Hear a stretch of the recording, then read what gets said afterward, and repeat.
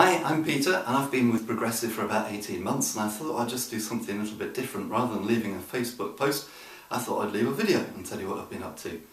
Well, I'm very excited because on Friday afternoon I completed on my latest property up in Newcastle in the northeast, and what I'm really excited about is, firstly, it's a flat in a little sort of courtyard development where I already own a flat. It's quite an old property, it's probably about over 100 years old, and these are probably purpose-built flats, a lot of older style purpose-built flats in Newcastle. But I basically have another flat in this courtyard development which basically controls the courtyard, and this flat is over the top of the flat that I already own, so it's a bit like playing Monopoly and I'm collecting the set. And what I hope to do one day is to split these two flats and the courtyard off from the rest of the development, which should be quite an interesting project because the freeholders have disappeared. Nobody knows who the freeholders of this block are, which is quite interesting. So that's a little project for the future. But in the meantime, what makes this really exciting is the price I paid. Well, if you're from London you may not believe this, but this is absolutely true. I paid £30,000 for this flat. Now it was on at 37,000, we negotiated the price down, got it for 30. Now in fairness it needs a bit of work doing to it. Rather than having rising damp, it's got falling damp because it's a first floor flat, the roof has been neglected, there's been a lot of damp coming through the roof and it's got into the walls in the hallway, for example, and the living room. The roof's going to need fixing. We're going to have to hack the plaster off and replaster and redecorate.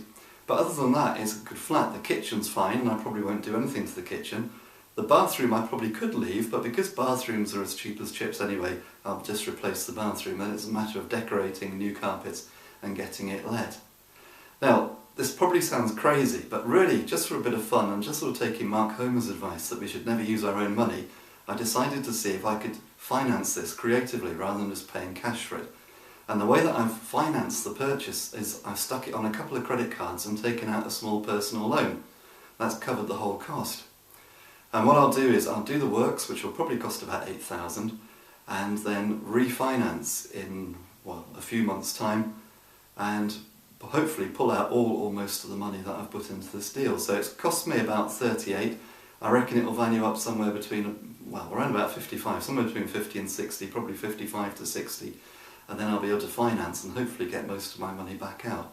So that's just a way of doing it. Some of you may say, oh, don't feel very comfortable about using things like credit cards. Absolutely fair enough.